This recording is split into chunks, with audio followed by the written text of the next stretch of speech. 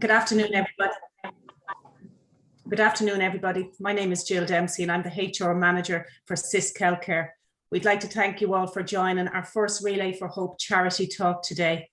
Our charity talk today, our host is Jacintha O'Sullivan, Professor in Translation Oncology and Co-Director of the Cross Cancer Charity, who will give an overview of our Cross Cancer Charity for Ireland.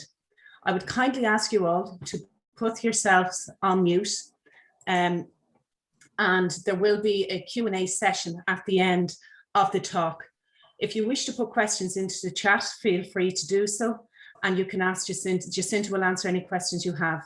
Just to remind everybody, this session is being recorded for those who can't attend. I'll hand you over now to Jacintha. Thanks, Jacintha. Great. Thank you very much, Jill, and thank you all for attending today. And on behalf of the Cross Cancer Charity, we're delighted to be selected as one of the chosen charities linked with your fundraising activity. So like Jill mentioned, I'm a professor in translation oncology based in the Trinity St James's Cancer Institute, and I would be a co-director of the Cross Cancer Charity. So what I'd like to do in the next 20 minutes is just to give you a very high-level overview of the type of cancer research work we do in the Trinity St James's Cancer Institute, and really the importance of fundraising activity that really drives our cancer research work, and importantly allows us to train our young investigators. So as you are well aware, the registered charity Cross was originally established really to support cancer research at the Trinity St James's Cancer Institute, and these charity funds are needed to really accelerate the research discoveries that we have potentially huge potential to make in many different solid malignancy types. And I've listed a couple of the common cancer research programs that are very active in the Trinity St James's Cancer Institute, and these span esophageal, pancreatic, stomach, lung, breast, ovarian, colorectal, and a lot of different blood cancer types as well. And really, we really depend. So we do apply for government grant funding, to roll out cancer research programs and enhance the fellows. But equally important, we really rely on charity fundraising events like the Relay for Hope to really raise funds to really support the research projects, support the research training environment of our young investigators. And importantly, over the last couple of years, there's not that many opportunities to apply for government funding to buy equipment, state-of-the-art equipment, to accelerate cancer research work. So we've really depended on charity funds to buy state-of-the-art equipment to make sure that we're at the cutting edge of cancer research at an international level. So I just have a slide here just to tell you a little bit about the Trinity St James's Cancer Institute. And this was a great adventure that started quite a number of years ago now, when the CEO of the hospital and the Provost of Trinity College Dublin came together and formally decided that we were going to embark on the journey of creating Ireland's first cancer institute. And in September 2019, after many years of work, we received the formal designation from the Organisation of European for Cancer Institutes, the OECI, as a formal cancer centre. And this is Ireland's first comprehensive cancer centre, and we will be striving to continue that accredited nature for that institute. And you might ask, well, why did you set up the Trinity St James's Cancer Institute? It's well known now internationally that the best care we can deliver for our cancer patients is in a very research active environment, and there's many publications out there that support that. Also, we work very closely with the clinicians, and obviously the scientists work closely with them, but we wanted to create a better integrated environment. So what we have now is we have 4 pillars within the Trinity St James's Cancer Institute.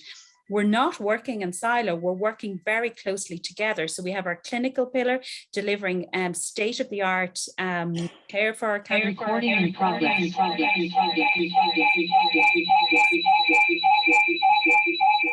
I'm not sure if people can hear that interruption. We have the clinical trial division, where we're trying to give access to the best clinical trial opportunities to our cancer patients. We have a designated educational pillar, and we have a research active pillar. And the point I want to make here is these 4 pillars work together on a daily basis.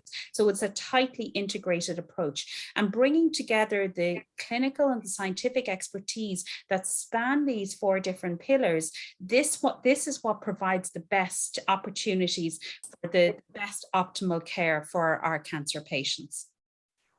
And you might say, well, how does this work on a day-to-day basis?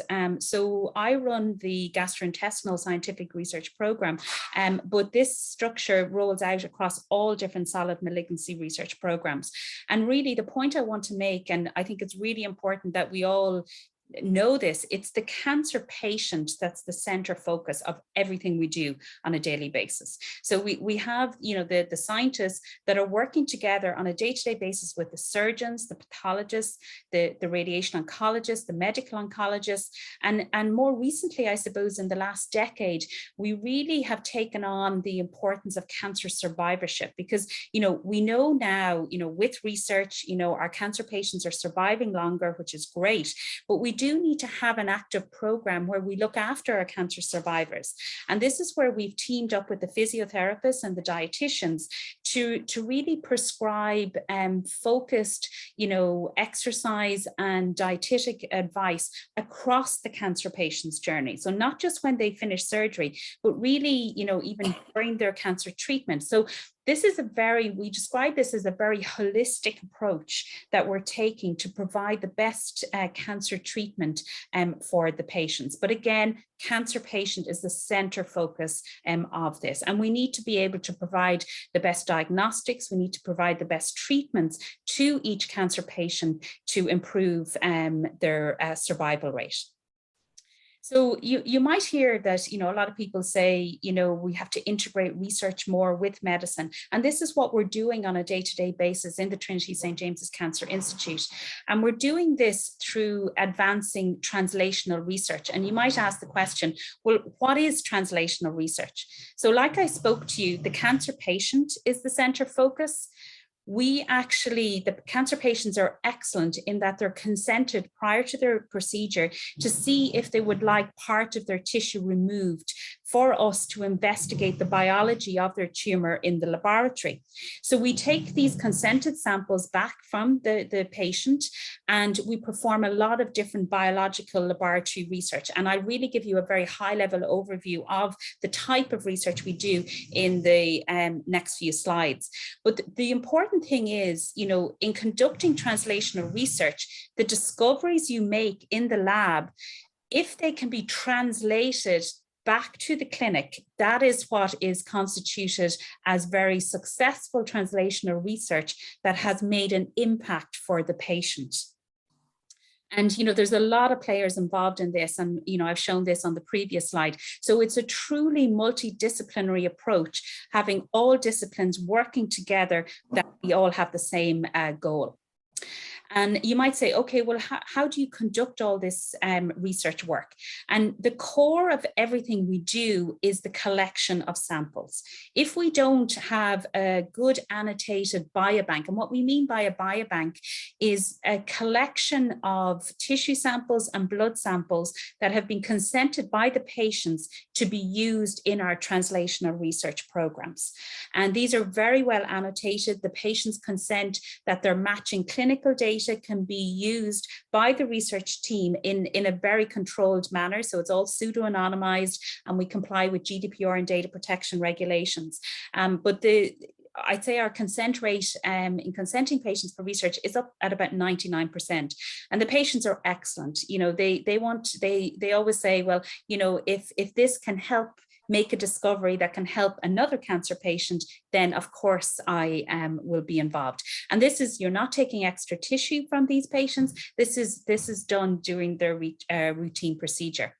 So we have a very organized system. So informed consent is taken from the patient for their data and samples. We biobank the samples, and then we have very controlled measures where we actually store all these samples to make sure that they're still viable for our translational research studies. And actually some of the recent charity funds raised by the Friends of Cross has really been supporting all this activity, because, you know, without this activity, we can't actually run the research programs. So, buying specialized freezers, buying specialized cooling systems has, through charity funds, has really helped us expand our biobanks and will expand our research programs. So the patients consent for tissue and bloods to be collected.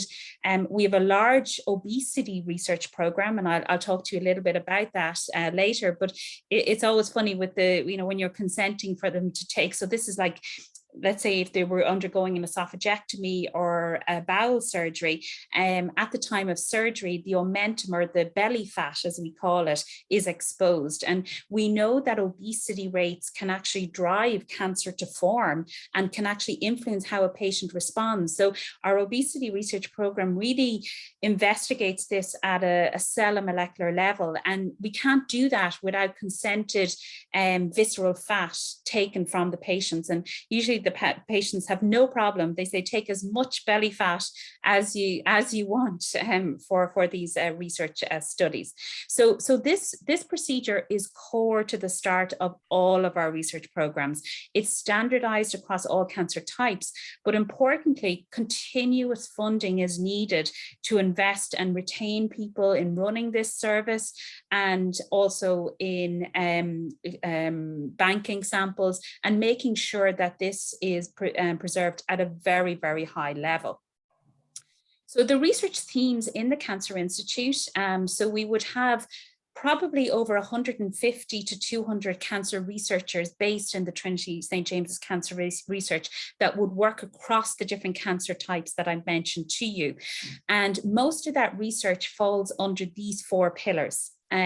Obviously, I don't have time today to go into the detailed research in each pillar, but I just want to mention each pillar to you. So cancer prevention, these 4 pillars run across the cancer patient's journey, from the time of, the tumor is just developing right to the time up to cancer survivorship.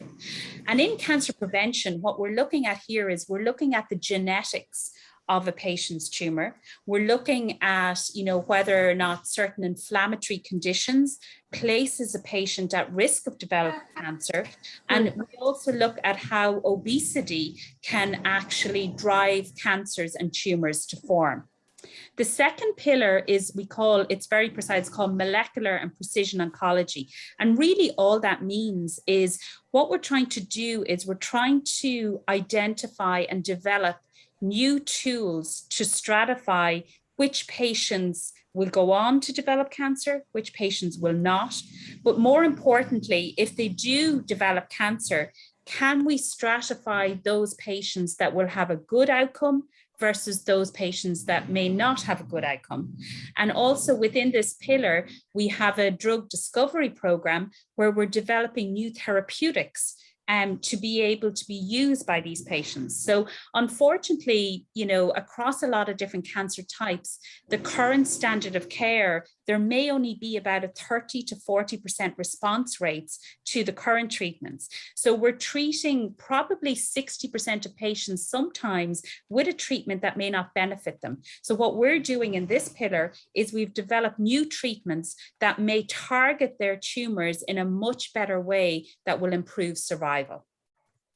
The third pillar is cancer immunology. And, many of you might have heard, in the news and the media, really the development of new therapies that target the immune cells in our tumor is revolutionizing the way we treat cancer patients. And that's definitely true. Like the way we treat melanoma patients, the way we treat some GI breast cancer patients. So I suppose, we're in an era that because extensive research has been done over the last couple of decades, we're developing new, we call targeted therapies. And what I mean by targeted therapies is targeted therapies means that it's actually targeting the biology in the tumor rather than just using a one-for-all treatment that you hope might work for the patient.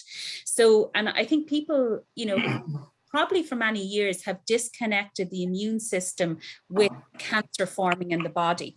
And it's really important to know that it's your active immune system that will kill your tumor. The tumor doesn't kill itself. So we need to make sure that the immune system is very active in these cancer patients, that we can give them the best chance of survival following these treatments. And our fourth pillar is a cancer survivorship program. And this is the program that I mentioned to you at the beginning, where it's really run by the physiotherapists, the multidisciplinary teams, the dietitians, and we have the scientists. Okay, bye. How are you getting on? So basically, what we do in this pillar is we ask the patients to enroll in our exercise and nutritional intervention programs and to improve their survivorship. So really, these research programs have a tight integration also with the clinical and the educational pillars I introduced you to previously in the Cancer Institute. And really, we're trying to build state-of-the-art facilities to support all of these research pillars. And, you know, fundraising funds that come through activities like Relay for Hope really can accelerate the discoveries and accelerate the research that we're doing in these thematic areas. So you might ask, well, okay, well, tell us in kind of lay terms, what are the types of cancer projects that the Cancer Institute focus on? And really, I've listed kind of 5 here, but you know, you could multiply this by 5.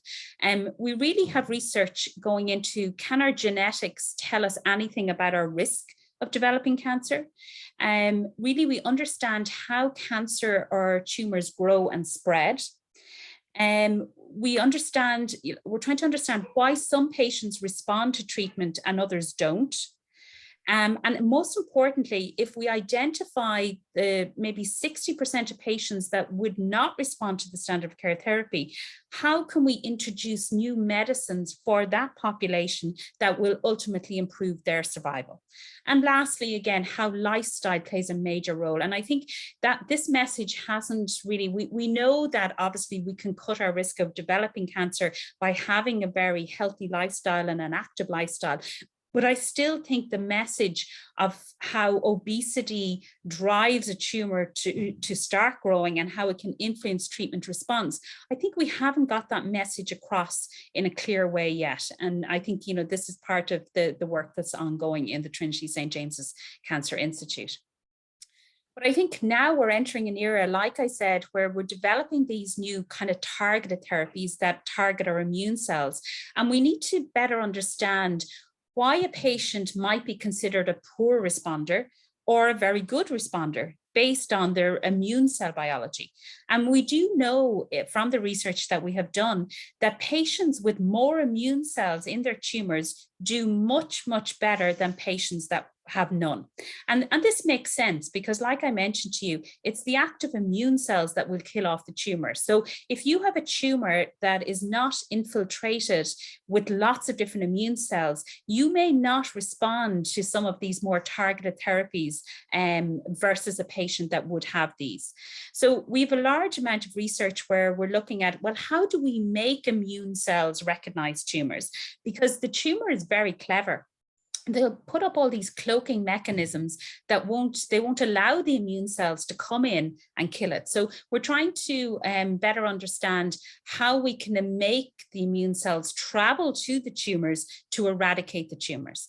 And also, we're looking extensively, you know, the immune cells, there's many different subsets of immune cells housed within these tumors. And these tumors are quite complex. They consist of multiple different cell types. So, you know, there's no point in understanding the biology of one cell type. You must understand the biology of when all these cells come together. And we need to understand which immune cells may be most important in these tumors. And most importantly, which immune cells are good and which are bad in these tumors. And this type of understanding this biology will allow us to develop new targets where we can develop new drugs to boost better response in these tumors. Our lifestyle intervention program, again, our obesity rates are rising rapidly in Ireland. And they're saying now 1 in 3 adults are either overweight or obese, or 1 in 4 of our children are overweight and obese. And this is astonishing. This is huge health economics problems for the future as well. Lots of different diseases are linked to obesity. You could nearly link every different cancer type to obesity. And obesity levels are connected now with an increased cancer risk. And we know a patient can have a differential response to treatment if they're obese or non-obese, and their survival rates will be different. So the big thing is, can a lifestyle intervention program help address these challenges to ultimately improve patient care? So I have a few remaining slides, and literally I just want to kind of highlight the main programs that are extremely active at the moment. I've mentioned our obesity program. So we have a huge amount of research into understanding how obesity controls treatment response, how obesity is linked with inflammation. We're trying to develop new targets that will actually target the obesity-associated cancer. And what we're trying to do is we're trying to optimize the best strategies. Let's say for an obese patient, what would be the best optimal treatment strategies to enhance and improve survival. And we're very, very lucky here, excuse me, in the Trinity St. James's Cancer Institute, because we have tight links with the clinical teams where we can measure obesity levels. And just to say, BMI is a very poor measure of obesity. It really underestimates the level of obesity. The best measurement, bar having a CT scan, is waist circumference. So if you measure the waist circumference, there's levels now that, or measurements by using waist circumference that will tell you much better whether or not you fall into an obesity category or a non-obese link. And really, I think for many years, people thought that this fat, or what, like I mentioned before, the belly fat, was just sitting there doing nothing. This fat is very metabolically active, and it's pumping out all these molecules that drive inflammation. And we know inflammation is the starting point for a tumor to grow and spread. So I think, this is a large program. Another large program we run is a radiation oncology program. So if you look on the slide here on the upper left-hand side, excuse me, you will see a tumor microenvironment. And what I mean by that is the tumor microenvironment is very complex. A tumor is highly complex, consisting of hundreds of different cell types, and there's lots of mechanisms going on. And not to get too scientific, but these processes, we look at certain processes within a growing tumor, like blood vessel development, which is angiogenesis, the way a tumor produces energy, which is energy metabolism. And usually a tumor grows at a very fast rate if there's low oxygen levels, and we call that hypoxia. And obviously inflammation is very important. So we really characterize the total dysregulation that's happening at a cellular level in the tumor microenvironment. And we have many different technologies that I've shown here on this slide to try, and when we bring these tissues over that have been consented by the patients to advanced cancer research, we try and grow them in conditions that would closely as possible mimic the in vivo conditions that they would be grown in the patient. And what we're trying to do then is we're trying to understand, who will and won't respond to chemotherapy or radiation, but also then using these models to develop new therapies. And you might say, well, how do you develop new therapies? Obviously, you can develop new therapies, but it's a long process before you have a therapy approved and licensed that the patient can benefit from them. So basically, and not to go into this in any great detail, but we use a lot of different model systems, and we collaborate with lots of different groups nationally and internationally to test whether or not the new drugs we develop based on the biology that we have learned from the tumor microenvironment, whether or not they're active in lots of different systems that I have mentioned here. And I suppose the next stage, when you develop large amounts of data, we call it preclinical data packages, then you team up with industry to try and take that to the next level. Because, you know, to take a new drug into a phase 1 or a phase 2 trial, it's quite costly, and you do need to team up with industry to bring that to the next level. But, you know, I mentioned to you at the very beginning, translational research goes from the patient to the laboratory with the hope that those discoveries will go back to benefit the patient again. But, you know, it's a long journey to do that. And you want to make sure that if you do bring something back to the patient, it is well researched, it's well characterized, and it's effective. And, you know, I talked a little more about the cancer survivorship program. You know, now I think in the era of COVID over the last 18 months, we've really had to move a lot of this intervention stuff online, because we could not be bringing in these patients into clinics. And really, I suppose with COVID, now we understand that we can roll these programs out online, and maybe we'll have a wider network where we can expand, you know, the importance of prescribed exercise, the importance of dietetic sessions, and group educational settings. Like the feedback that's coming back from some of these cancer survivors is they feel that they're part of something. Like if you're a cancer patient and you've had your surgery and you're released, you know, when you're in that hospital system, you have a lot of attention, you feel protected, you're part of a system. But sometimes then when you go home, you don't have that. So it's through these survivorship programs that it brings cancer survivors together as well, that they know what each other is going on about. So these programs now have gone online due to COVID, but they have run very successfully. So really, I hope, you know, in the last, 25 minutes, I've given you a very high level overview of the type of cancer research work we do across different cancer types in the Cancer Institute.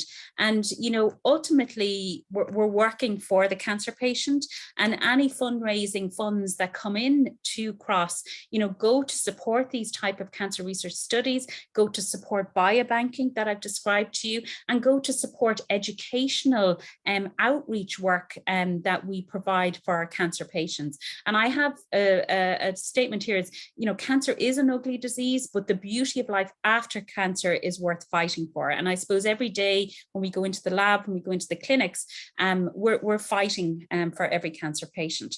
So with that, I would like to stop. And I'm very happy to take any questions, or if you have questions outside this talk, I'm very happy for you to email me as well. So thank you very much for your attention.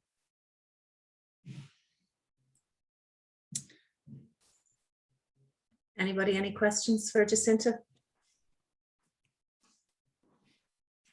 I think there's something in the chat.